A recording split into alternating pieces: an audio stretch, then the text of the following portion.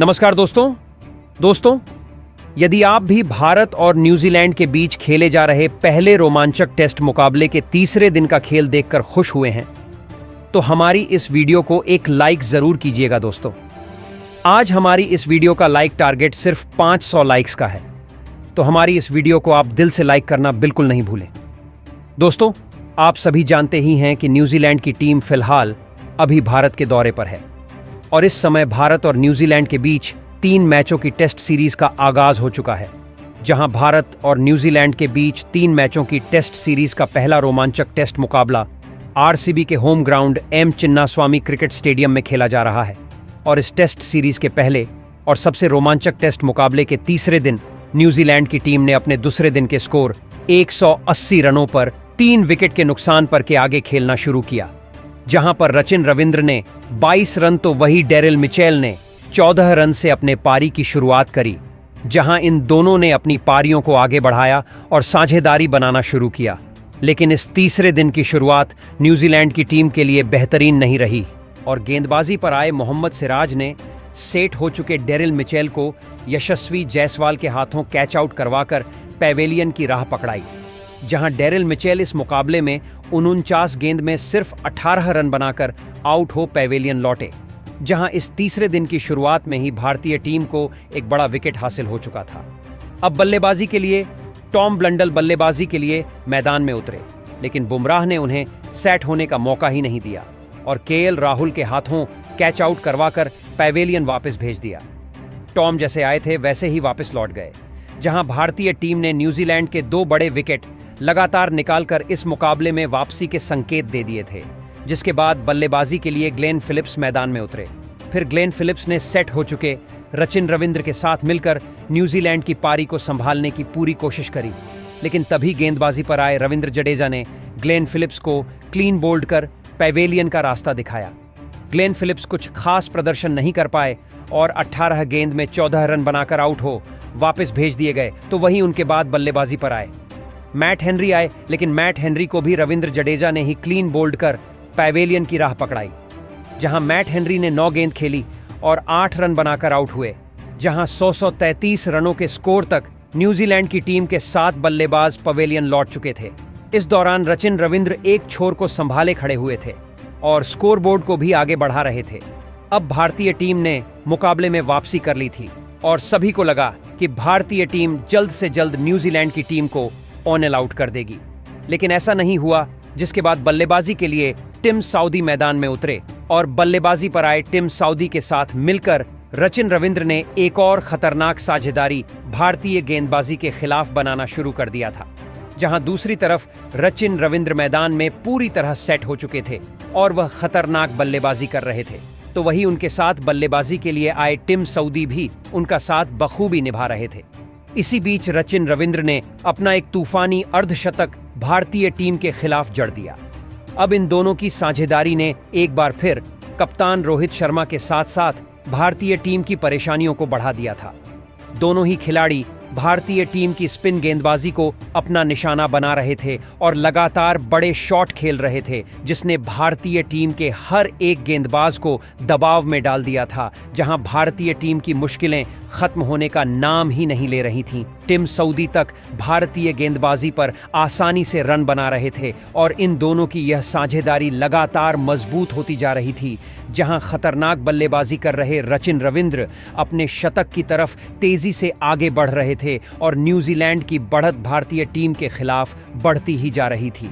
और फिर इसी बीच रचिन रविंद्र ने एक शानदार चौका लगाते हुए अपना इस मुकाबले का ऐतिहासिक शतक ठोक डाला और देखते ही देखते रचिन रविंद्र और टिम साउदी के बीच शतकीय साझेदारी भी पूरी हो चुकी थी, जिसने कप्तान रोहित शर्मा के हर एक प्लान पर पानी फेर दिया था।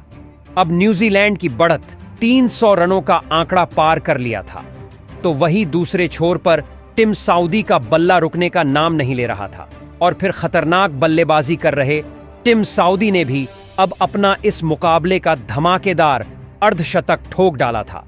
अब न्यूजीलैंड के यह दोनों ही बल्लेबाज भारतीय गेंदबाजी पर आसानी से बड़े शॉट खेल रहे थे, जिसने भारतीय टीम के आगे अब एक बहुत ही बड़ी मुसीबत खड़ी कर दी थी, क्योंकि अब इन दोनों की यह साझेदारी 137 रनों की हो चुकी थी, लेकिन तभी गेंदबाजी पर आए मोहम्मद सिराज ने खतरनाक बल्लेबाजी कर रहे टिम साउदी को रविंद्र जडेजा के हाथों कैच आउट करवाकर पैवेलियन की राह पकड़ाई।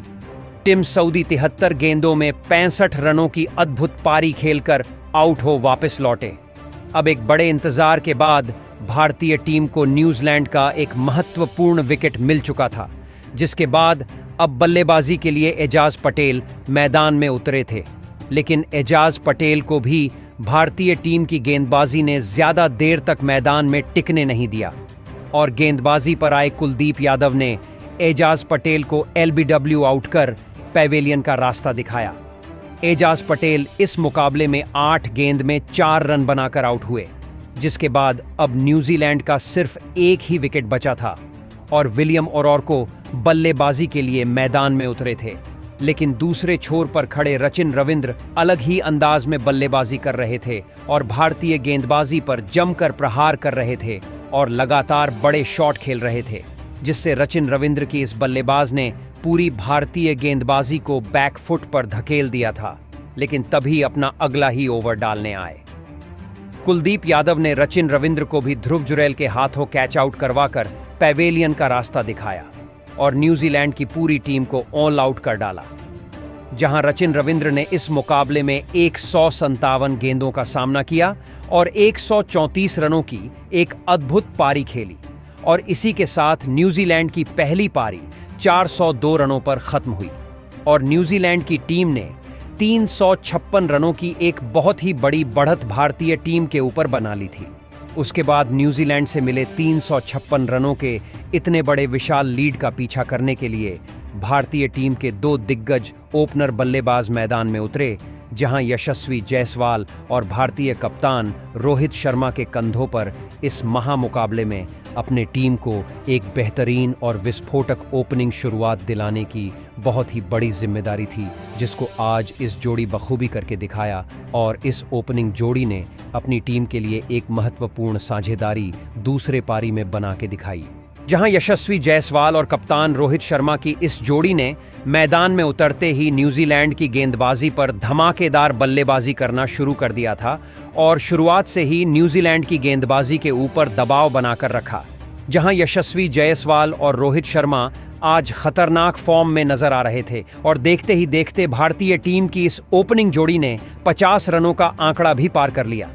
पहली पारी में 46 रनों पर ऑल आउट होने वाली भारतीय टीम की इस ओपनिंग जोड़ी ने बिना विकेट गंवाए अब 50 रन स्कोर बोर्ड पर लगा दिया था, जिसने न्यूजीलैंड की परेशानियों को बढ़ाने का काम किया था और भारतीय टीम के यह दोनों ही ओपनर बल्लेबाज मैदान में पूरी तरह सेट हो चुके थे। साथ ही न्यूजीलैंड के हर एक गेंदबाज पर आसानी से बड़े शॉट खेल रहे थे, जिसके बाद इन दोनों की यह साझेदारी अब 92 रनों की हो चुकी थी। लेकिन तभी गेंदबाजी पर आए एजाज पटेल ने सेट हो चुके यशस्वी जायसवाल को टॉम ब्लंडल के हाथों कैच आउट करवाकर भारतीय टीम को पहला झटका दिया। जहां यशस्वी जायसवाल 52 गेंद में 35 रन बनाकर आउट हुए। भारतीय टीम की इस शानदार ओपनिंग साझेदारी के टूटने के बाद अब बल्लेबाजी के लिए विराट कोहली मैदान में उतरे थे। तभी दूसरे छोर पर शानदार बल्लेबाजी कर रहे रोहित शर्मा ने अपना एक और धमाकेदार अर्धशतक पूरा कर लिया। आज कप्तान रोहित शर्मा एक अलग ही फॉर्म में नजर आ रहे थे, लेकिन तभी फिर एक बार गेंदबाजी पर आए। एजाज पटेल ने सेट हो चुके भारतीय कप्तान रोहित शर्मा को क्लीन बोल्ड कर भारतीय टीम को इस मुकाबले का सबसे बड़ा और पारी का दूसरा झटका दिया। रोहित शर्मा 63 गेंदों में 52 रनों की गजब की पारी खेलकर आउट हुए। एजाज पटेल ने भारतीय टीम के दोनों ही सेट हो चुके ओपनर बल्लेबाजों को अब आउट कर दिया था। अब न्यूजीलैंड की टीम इस मुकाबले में वापसी करने लगी थी। अब बल्लेबाजी के लिए सरफराज खान मैदान में उतरे थे, लेकिन सरफराज खान ने भी आते ही एक के बाद एक 2 लगातार चौके लगाकर अपना खाता खोला। तो वही दूसरे छोर पर बल्लेबाजी कर रहे विराट कोहली भी एक अलग ही अंदाज में नजर आ रहे थे, जिसके बाद अब फिर से भारतीय टीम के लिए एक और साझेदारी बननी शुरू हो चुकी थी। अब न्यूजीलैंड की टीम में इन दोनों की बल्लेबाजी से परेशान नजर आ रही थी। आज यह दोनों ही खिलाड़ी न्यूजीलैंड के किसी भी गेंदबाज को नहीं छोड़ रहे थे, जिसने कप्तान टॉम लेथम के तक होश उड़ाकर रख देंगे दिए थे। और फिर इसी बीच विराट कोहली ने एक शानदार छक्का और एक चौका जड़ते हुए सरफराज खान के साथ अपनी 50 रनों की ताबड़तोड़ साझेदारी पूरी कर डाली। विराट कोहली और सरफराज खान की यह जोड़ी अब न्यूजीलैंड के गेंदबाजों के लिए काल बन चुकी थी। भारतीय टीम के लिए रन आसानी से बन रहे थे। सरफराज खान तो छक्कों और चौकों में ही रन बना रहे थे और फिर इसी बीच शानदार बल्लेबाजी कर रहे सरफराज खान ने अपना इस मुकाबले का धमाकेदार अर्धशतक ठोक डाला। अब सभी की नजरें विराट कोहली पर थीं, क्योंकि वह भी अपने अर्धशतक के काफी नजदीक पहुंच चुके थे। और फिर तभी विराट कोहली ने भी अपना इस मुकाबले का एक और अद्भुत अर्धशतक पूरा कर डाला। अब यह साझेदारी बहुत ही ज्यादा खतरनाक हो चुकी थी। न्यूजीलैंड का हर एक गेंदबाज साझेदारी को तोड़ने की पूरी कोशिश कर रहा था, लेकिन टॉम लैथम के हर एक गेंदबाज पर यह दोनों लगातार बड़े प्रहार कर रहे थे। तो वही इसी बीच दोनों के बीच आज के मुकाबले की शानदार और विशाल शतकीय साझेदारी पूरी हो गई। पहले पारी में जल्दी आउट हो जाने वाली भारतीय बल्लेबाजी को कमजोर समझना न्यूजीलैंड के गेंदबाजों को सोचने पर मजबूर कर रहा था।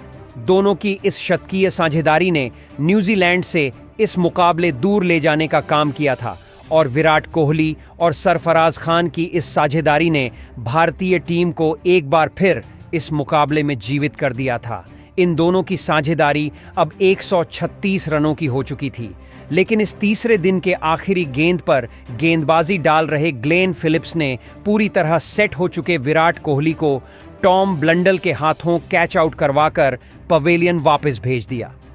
विराट कोहली ने 102 गेंदों में का सामना किया और 70 रनों की शानदार पारी खेलकर आउट हुए। वहीं दूसरी तरफ सरफराज खान नाबाद 70 रनों की पारी खेल क्रीज पर डटे हुए हैं। तीसरे दिन की इस आखिरी गेंद पर न्यूजीलैंड ने एक बहुत ही बड़ा विकेट निकाल लिया था, लेकिन तब तक भारतीय टीम 231 रन 3 विकेट के नुकसान पर बना चुकी थी। लेकिन अभी भी भारतीय टीम न्यूजीलैंड से मिली लीड से 125 रनों से पीछे है। और अब देखना यह होगा कि भारतीय टीम चौथे दिन न्यूजीलैंड के सामने जीतने के लिए कितने रनों का लक्ष्य रख पाती है। हालांकि भारतीय टीम के अभी 3 ही विकेट गिरे हैं और अभी बहुत बल्लेबाजी बची हुई है। जहां दोस्तों यह तीसरा दिन भारतीय टीम के लिए सबसे बेहतरीन दिन साबित हुआ, जहां पर भारतीय बल्लेबाजी ने सभी का दिल जीता, साथ ही गेंदबाजी का भी कमाल देखने को मिला। तो दोस्तों, आपको क्या लगता है, भारतीय टीम चौथे दिन न्यूजीलैंड की टीम को जीतने के लिए कितना लक्ष्य खड़ा कर पाएगी? और आज भारतीय टीम के प्रदर्शन को आप 10 में से कितने अंक देना चाहेंगे? अपनी कीमती राय हमें नीचे कमेंट बॉक्स में जरूर बताएं। नए हैं तो चैनल को सब्सक्राइब जरूर करें। वीडियो को लाइक और शेयर करना बिल्कुल नहीं भूलें। धन्यवाद।